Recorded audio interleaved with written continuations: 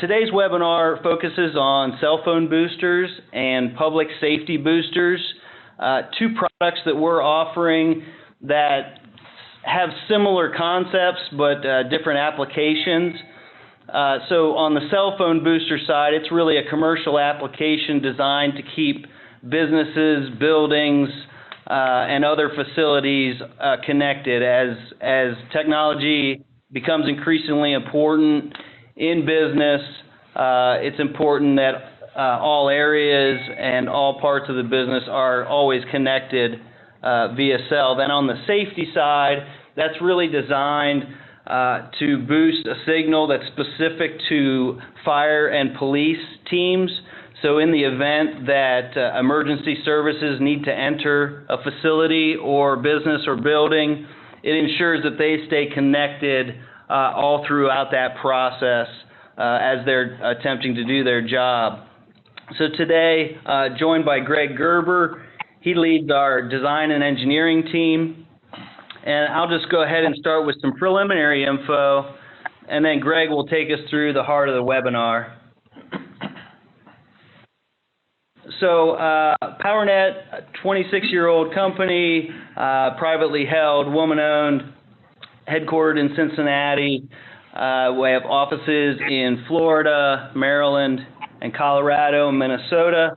Right around 100 employees. A good bulk of those are engineering staff, really designed to support you in these technology efforts, some of these larger scale or more technical sales. So really asking you to lean on us from an engineering standpoint so we can design a solution for your clients that really gets them to where they want to be from a business standpoint. 24/7 US-based NOC, so here to support your clients all throughout the process. This is your team really from the channel side. So you'll be working with Dan or Chris or Tyler. Most of you probably know one of these guys already. So, but if you don't, we'll have contact info at the end of the presentation as well. I support that team, and then we roll up to leadership as far as Penny in the channel, Jill from a service delivery and support standpoint, and then Chris on the engineering, security, network. This has really changed this product suite substantially over the last 5 years. So really gone from a voice and data reseller, also having some of our voice on our own network, but really we've expanded greatly in the last 4 to 5 years to cover anything from a technology standpoint in an office environment. So good snapshot here. That's not all inclusive, but it gives you a good idea of the services that we can put together for your clients. And one of the key differentiators or the key points is how we simplify that technology and then also provide a single point of contact for support, provide a single bill to the customer. So instead of getting all these different vendors, all these different invoices to reconcile, it's kind of all one place. And then below that, just a quick look of some of the verticals that we've seen success with recently. Obviously not an exhaustive list, but particularly strong in these vertical markets. This is just kind of a quick agenda here. So we'll go through the cell phone boosters, then go over to first responder boosters, talk a little bit about what kind of customers and clients are a good fit for these solutions, and then how you really ask some discovery questions and have a sales conversation to lead the client down that road. And now I'll turn it over to Greg. Appreciate it. Thank you, Greg. Thanks, Brian. Appreciate that. And I want to try to disengage my mind from the way I normally talk about this and just help you understand how to identify opportunities, what our process is to go through that, and then what the difference is in as you approach opportunities from cell booster side and public safety. We combine them together because the technologies are essentially the same, but they're very different in the whole process that we go through to do them. I want to give you just a little bit about myself and also how we got into doing this. I've been at Powernet for a little over 13 years and came from essentially a managed service provider. It was a networking contractor, cabling contractor, where we did a lot of wireless throughout the Midwest in particular. When I came here, we started Wi-Fi and a couple other things, and then cell boosters we started about 6 years ago.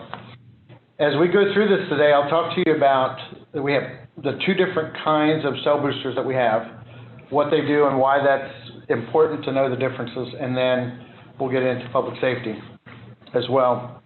But cell boosters aren't complicated. Public safety really isn't either. If you think about what's really occurring there, similar to a simple device like a hearing aid. So you're taking a signal from outside an area that you need signal, and you're bringing that into that area and just adding power to it or amplifying it in some way so that you can cover an area. So think of a building that you've been in where you constantly look at your phone, you can't make a phone call. All we're doing is taking that 2G, 3G, 4G, whatever it is, LTE signal, with an outside antenna, bringing it into an amplifier in the building, and then spreading that signal throughout a particular area. So the boosters that we use, they will boost signal for any cell signal that a carrier would have, regardless of who that carrier is. So we're agnostic to a carrier, or we can put in a booster that is specific to a carrier. So for example, AT&T, if a customer only wants AT&T, we can do that. We can also put in a booster for about the same price that we could for that one, where we could do all of them in a single device. And what's going to happen, usually, like take a hospital, for example, a doctor will know for very clearly every area of that building where his cell phone will work. They will be able to tell you that. And they go to that spot. It might be in front of a window. It might be somewhere else. So what we're doing with that booster is getting rid of those spots. So there's the same user experience regardless of where you go in a building. Our boosters will support up to 100 simultaneous users per band. So if you have a four carrier booster, it's going to support up to 400 simultaneous users. We have another one that's priced competitively for smaller applications that will boost up to 20 simultaneous users per carrier. So that one would do 80 for the entire thing. So, and then the cabling is a coax cable that we use to install those systems. That is a signal booster is very simple. We do everything from start to finish, from the beginning, site survey, design, installation, filing with FCC. When you're out talking to a potential customer, you will likely hear questions about, what do you do? Do you guys do DAS? Do you do a passive DAS? So without getting really into all the technical parts of it, there's three different kinds. We typically are operating with a passive DAS or a hybrid DAS system. Normally when you're in a large high-rise stadium environment, any type of thing like that, you're talking about an active DAS, and the difference is in how power is amplified and how it's distributed. That's really the only difference between them. The active DAS is super expensive typically, and that's why you find it in a football stadium, baseball stadium, anything where there is a very, very high user count. For example, Willis Tower in Chicago, 14,000 people work in that building at any one time. You have to have something that can handle that, and active DAS is pretty much the only way to go. And when they did theirs, it was $2.5 million per carrier just to do active DAS there. So we're operating with hybrid DAS or passive.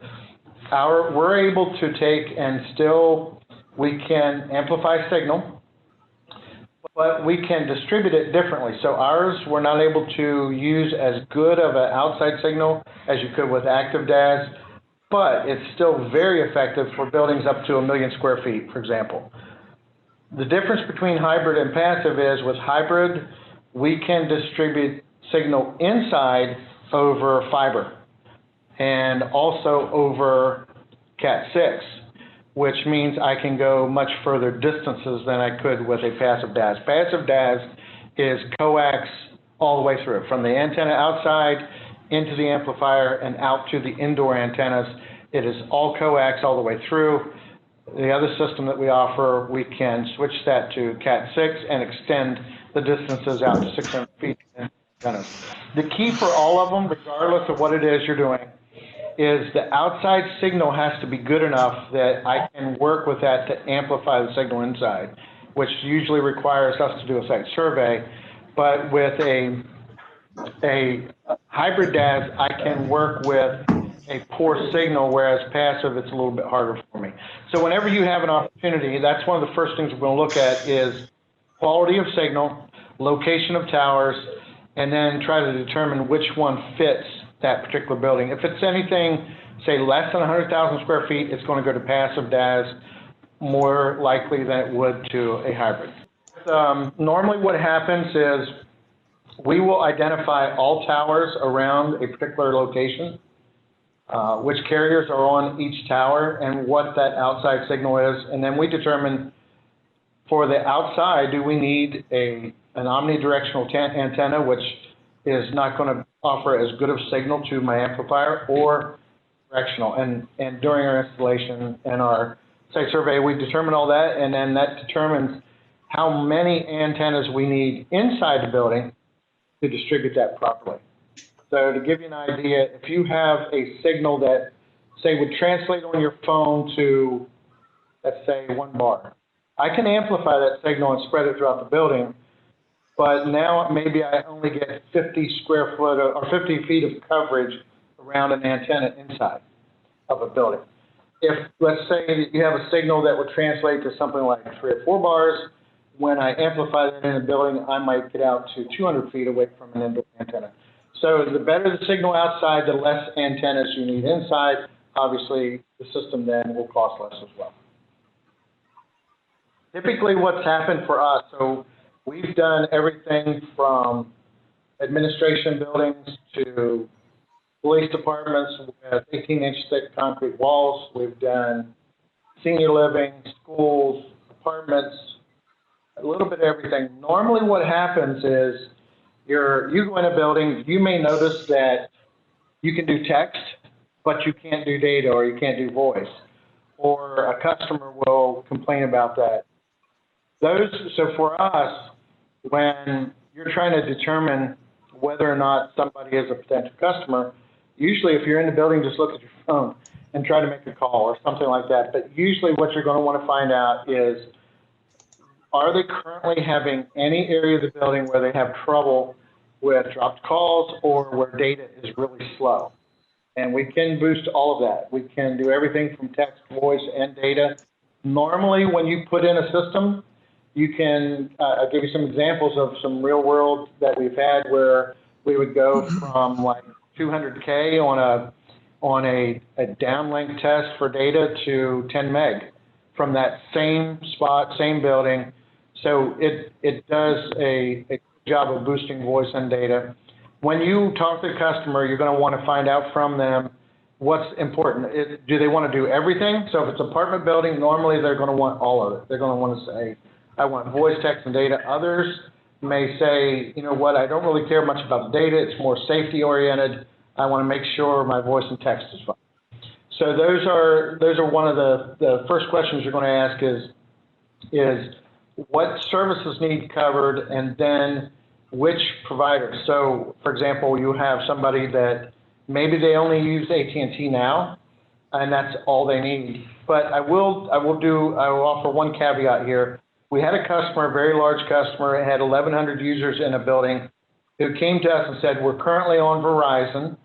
And I asked them, are you going to switch at any point? No, we're not. I said, well, how about if we assume that you will, and let's put in a booster that covers somebody else. And 2 years later, they said, you know what, we just switched to AT&T. Fortunately, what we put in covered that. But if a customer knows for sure, I only want AT&T or Sprint or whoever, we can do that. And so you're going to want to find out from them what providers they want. And then another one is we don't necessarily have to cover every area of the building. Most customers know their building well enough to know if they need the entire building covered or just specific areas. And so you will have, they will usually point them out to you. So when you're talking to a customer to figure out, is there an opportunity and what's the size of the opportunity, find out what are critical areas that absolutely have to be covered, and or whether or not it's an entire building. Another one to keep in mind is garage. Let's say you have a high-rise apartment building or condo that has 2 stories of garage. We can go down and to boost those, and normally they will want that as well, mainly from a safety perspective. They will normally say, I want the entire thing covered in the garage, even if they don't want all of the building covered. And then the other things that we look at are we go off the dimensions of the building and the actual size. That helps us determine the type of system that we can put in that building or that we should look at for that particular building. So as far as cell boosters, I mentioned at the very beginning that the cell boosters and public safety signal boosters are essentially doing the same thing. There are some key differences though, and I want to highlight those. I also want to stress that since we started doing this, we had initially for the first 3 years, pretty good interest in cell boosters and did a good variety of those, but we're starting to see a big shift, and I would say in the last 6 months especially, more interest in public safety boosters than we've ever seen, and I will explain part of why that's happening. So in a public safety system, we still operate the same way. We're taking signal from outside, boosting it inside, but public safety is every single local jurisdiction has very specific sets of frequencies that are assigned to them for both uplink and downlink. And that is it could be county level, it could be smaller than that. But they manage and maintain all of that network. So, for example, you might have an area where they have 3 towers, covers the entire county, and this is for their 2-way radio system. So what we're boosting is signal that supports the 2-way radio network. Now, one of the things I want to talk about before we even get into it is a lot of building owners, building managers may not even know that they are responsible for emergency radio coverage, radio signal coverage in their building. So when you build a building or when you own a building, you know that I've got to provide for ingress and egress off of my property. So they know I can I can get on the property here, I can exit the property here. They know when they get in a building, where the stairwells, all of that has to be documented clearly and provided for, and free movement of them once they're on the property. But a lot of folks don't realize they're responsible for that first responder being able to use their device while they're in that building. And as a country, we actually have been lax on a proper understanding of that whole process and why it should happen. And it took 9/11 to wake us up.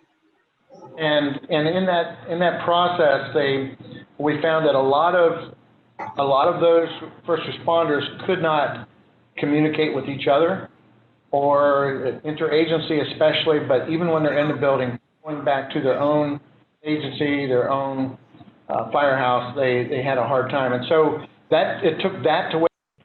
And so in that whole process, we as a country began to realize the difficulties our public safety officials were having when they went into a building.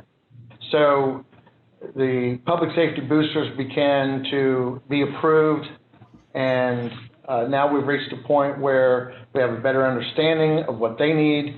The entire process, though, regardless of the codes that are applied, are all mandated, enforced by the local jurisdiction, which is going to be your fire inspector, your fire chief. For us, what we're doing is when we talk to a customer, usually what happens is it's late in the process for them, and they've had a fire inspector come into their building and let them know, you know, you have an issue, I can't use my radio. And so what we do is when we do a site survey for public safety, very similar to cell boosters, in that we identify where towers are located, usually a lot less towers than carriers. We identify what spectrum, what channels they use in that jurisdiction, and then we apply the specific booster that fits that particular area. And again, it's the same thing. I'm trying to take a good outside signal, bring it in, and improve signal inside. To give you an idea, we did a building in Florida, it's almost 300,000 square feet. Outside, the signal was incredible. The public safety officials outside the building could operate, do whatever they wanted. As soon as you went inside that building, they had no signal whatsoever. They couldn't call their tower or their radio operator. They couldn't talk to each other. And the reason for that was that particular building was built to what's called a LEED certification. There are different levels of that, but the higher that goes, the more the materials that are used, including the windows with metal in them and those type of things that reflect signal out, those impede signal from being able to enter a building, and those buildings tend to also make it difficult for signal to propagate inside a building. So for us, we have to be able to take that signal and boost into that type of building. One of the things that's driving this intense interest in public safety boosters is those type of buildings that are being built. New construction, when it's built to certain levels of LEED certification, almost always is going to need a public safety booster. There's another piece I want to mention just briefly in this part, and that is AT&T won an award, $6 billion, to build out a private LTE network that's specifically for public safety, and that operates on a completely different spectrum than their two-way radios. Every jurisdiction in the country has signed up for that, but they're not abandoning their two-way radios. They just have a backup option, which is their cell booster or their cell phone on that private network. Our boosters will boost both the two-way radio spectrum and that FirstNet LTE network as well in the same box. So that's important to know. So anything that, when it comes to types of buildings, it's anybody that is over 50,000 square feet, higher than 3 floors, with more than 1 story underground as well. It could be any type of building. We've done stuff from just very small buildings. In fact, we're finishing a hotel right now in North Carolina, where the garage was fine, but the 1st through 5th floor did not pass, and in that case, they failed their inspection and had to have a system put in. It could be just parking garages. Believe it or not, they can impede signal quite a bit. But just about any type of building, and we talked about a little bit of this before, you know, on building materials, terrain, those type of things is what's causing problem for signal. A lot of times what happens with a customer is they don't know about something like this until they get far along in the process. Let's say it's new construction, and their windows are in, doors are set, fire inspector comes around on his normal twice a week walkthrough of new construction, and he just starts keying his device and finds out that as that building has progressed, especially as internal walls go up, that he can't use his radio. And by that point, he lets them know, hey, look, I don't think I can give you CO. You're not going to be able to get your occupancy. So you need to get a public safety booster. Most happen like that. Unfortunately, they're far along in the process, and it's usually costly to do that. So what we're telling customers, if you have anybody that is doing new construction or a contractor, real estate developer, or something like that, to go ahead and assume, just put it in your budget that you are going to have one. If it comes down that you don't, you're good to go. But otherwise, you're covered, and it's important to happen. We just had a large seminary campus call us. Actually, they were referred to us by a fire chief that knew us on another job we did. And this is a very old campus, old building, 7 buildings, never had to have a booster until they filed to do an addition and a renovation. As soon as that happened, the fire chief said, okay, now you need to bring yourself up to code, so you need to get a site survey for that entire property. So when you have an existing building, it could be an old building and says, hey, look, I've never had a problem. Fire inspector's been here every year. But if they do a renovation or an addition, that fire inspector now is going to go back and look at the entire property and say, you need to have yourself checked for public safety signals. So that's another opportunity when you look at potential customers. So when I mentioned earlier, a lot of facilities don't know they have a need, and there was probably earlier this year, actually it was in, I believe, May, in London, this young boy had an allergy to dairy, and this was in a school. A friend of his put cheese down his shirt. He went into anaphylactic shock. When they called in the paramedics that came in, the first one to arrive realized he needed some additional equipment, additional help, and he tried to radio his team and couldn't get any. He had to run outside the building to be able to get reception good enough to call back and ask for help. And the boy eventually passed away, but there was a 7-minute lapse of time that happened there.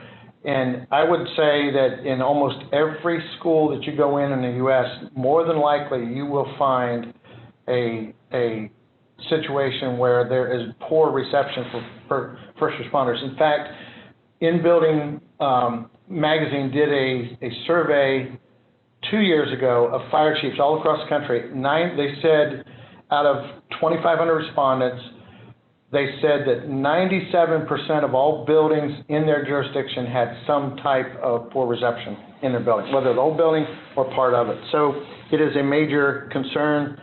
Every state in the U.S. now has updated their requirements for code that we have to meet, and so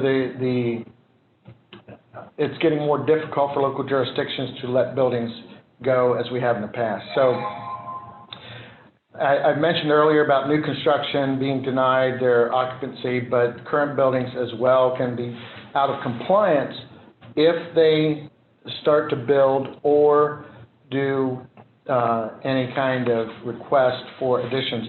The one thing I want to add there, though, there are some states, like Florida for one, that in March of 2018 updated their statute where they were requiring every apartment above, I believe it was 70 feet above ground level, had to show that they could prove that they were able to pass if they had tested for public safety signal. So there are some states that are getting much more restrictive.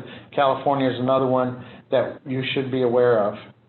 So there are 2 codes that oversee all of this, and National Fire Protection Association is one, and International Fire Code. There are specific parts of that have been adopted by every state. The keys to take from this, though, are they dictate the size of building that is required to do a signal booster or a test for it, and the type of signal that you have to have, and particularly in critical areas. So those are going to be stairwells, any type of equipment rooms, fire alarm control panel room, those type of things.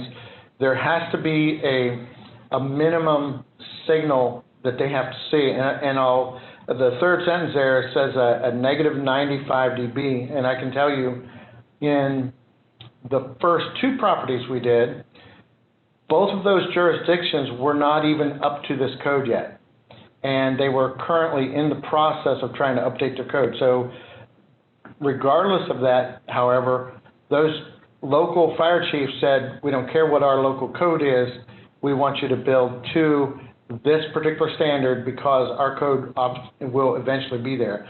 Your local codes all over the country are currently being updated to meet this, and as that happens, existing buildings even are going to begin to be out of spec. So it's going to be something huge to watch for. But the key from IFC 510 is to expect that any building over 50,000 square feet and more than 3 stories is going to have to be tested for public safety signal boosters. So that's key to keep in mind, which opens up just about every building that you could imagine. It's an office building or large buildings. Schools are a major driver for this now. In fact, the hotel that we're doing right now, that particular county just about 4 months ago released an RFP for 26 buildings in their jurisdiction, in their district, and it was a massive RFP. So there's opportunity in public education, in colleges. Hospitals are some that are probably adopting these faster than anybody else right now, and nursing homes or any type of long-term care. So typically, the one thing to keep in mind that we do, that a lot of RF engineering companies involved in this type of practice, is that we do this from start to finish. There is a part of this at the end that requires certification or a listing with the FCC.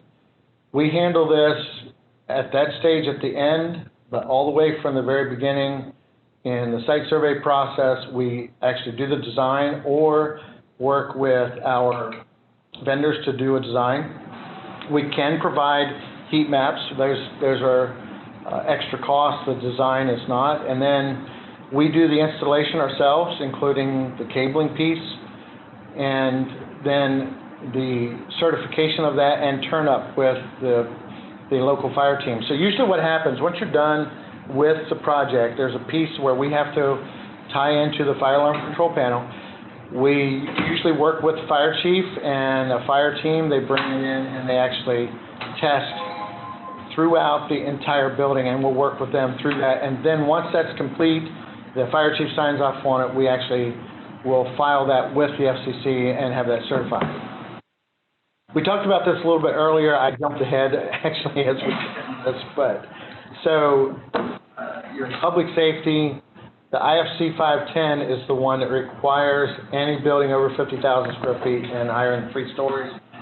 But states can supersede this actually by making theirs more restrictive. So they can say, for example, in Florida, where if you have more than one parking level underground and you're more than 70 feet high, that they're going to require it. So each state can make theirs more restrictive, and the local jurisdiction, the fire chief, can make things more restrictive as well if he chooses to do that. Great. Thank you, Greg. Thank you for bearing with us through some of those audio issues. We appreciate Greg joining us today. Again, hopefully you were able to see some potential opportunities with your clients, or at least have an awareness of the public safety and cell booster product. That way, as those opportunities arise, you can engage your channel manager, who's likely to get Greg and his team involved, to look at the opportunity and really design something that's going to get them where they need to be. So just real quickly, experience, Greg and his team have been doing this for a number of years now, have seen a lot of different scenarios. We've got the certified engineers who are behind you. We'll take care of the installation, as he said, front to back. So really, we're just looking for an opportunity to speak with your client and for you to make that introduction, and then we can go from there. So here's, you can send questions to agentsales@powernetco.com. I'm also going to pull up all the contact info here, and here shortly I'll unmute and see if you have any additional questions for Greg before we let him go. I just wanted to add this, Ms. Penny. Greg, did you let them know too that we do all the FCC registration for them? Yep. So that's one thing that is part of our management, and that there's also an annual walkthrough that has to be done on the public safety. So every year we have to walk through. So that's also kind of, we put in that for the management fee to kind of do that, for us to come out and certify that each year. So it's just something good to know in case, I don't know if you had mentioned that as well. That's a good point. So is this primarily a one-time fee for configuration of the equipment and the install? Or in other words, what's this management fee? Is that like a monthly type fee? Yeah, so there's an NRC for the equipment, correct. And then the management fee is basically we amortize that over the month to manage the booster to make sure they're staying up, which is then commissionable for you all. And then that also includes, as part of that management fee, that annual inspection. So there's no cost for us to come out and do that annual inspection. It's all part of that management fee. That's all inclusive there. And is that a requirement around these regulations, that it actually be monitored in some way? In other words, why wouldn't they just say, like, hey, this is just a nuisance for me, so let me get certification, get this done as a one-time, and then forget the management? If they're required to get an annual inspection, they'll get an annual inspection. I'm just trying to figure out from a sales point, how am I pitching this management fee? So I can't, on the part, there's a monitoring piece. So we have access through an internet connection directly into the amplifier, where we can see what's happening in that device, and there's a lot of different components to that, so that if there are any changes whatsoever with that network, we can do any type of that maintenance remotely. So let's say the county replaces a tower, for example, and they put one closer, it overpowers the system, which is going to make it shut down. We can go in remotely and actually adjust how it's receiving signal so that it can still continue to operate the way it should. And then the yearly maintenance thing, that is required, and actually what happens is we have to actually take the system down, force it to alarm to the fire alarm monitoring company, and they verify that it did alarm, and then once that's back up, we file a report with the local fire chief that that's what happened. And so basically what we've done is kind of proactive, telling them that it's their monthly monitoring, we're doing proactive monitoring, and it covers their annual inspection, so that they don't have to pay for that hard cost of that annual inspection once a year and have that out. They just have basically an OpEx budget where they know what they're doing and they're maintaining that, so they can have that peace of mind and not worry about those either pro services to come out and do a fix if something goes down, or all of those, something's wrong and now I got to reach out for trouble. It's just there to have that peace of mind that it's there, and then they know what the costs are up front instead of the annual or the break fix, so to speak. And we found customers are very receptive to that, because then they can budget for it, they know, and the several clients that we had like that idea better, because they've already planned for it in their budgets and they don't have to worry about it, and it's a peace of mind knowing that someone is watching that for them, and they're rest assured that it's going to be up and running. Good question. Sure. That management fee, is it kind of based on the amount of units, the size? How much does it change from customer to customer? I understand the equipment's going to be different for everyone, depending on what you find when you check the building out. But what does that management fee look like?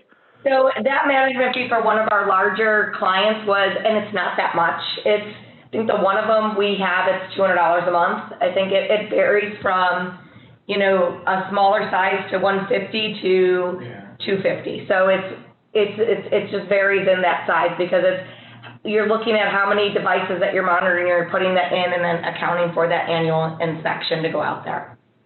So it's relatively small compared to what they're getting out of that with that service staying up all the time and keeping that peace of mind. Well, that's at least the feedback we've gotten from our current customers. So far, yeah. We haven't had anybody say they didn't want it, so. Truthfully, it's an area where most customers will tell us they don't know anything about this type of system, but the fire chief, fire inspector will say the same thing, because they say, we're not radio people. All we know is we have regulations that are a little daunting, because there are penalties that come with not doing it right, and so they'll look to somebody like us to more than happy to let us share that burden. Yeah, and if you have a customer that really is against it, then we just have to say it's okay, they're going to be pro services, and then here's your annual inspection cost. So it's not going to be amortized over the year. They're going to have a larger upfront cost, but knowing that they have to have that done. We can work with you on that if that's an objection from the customer.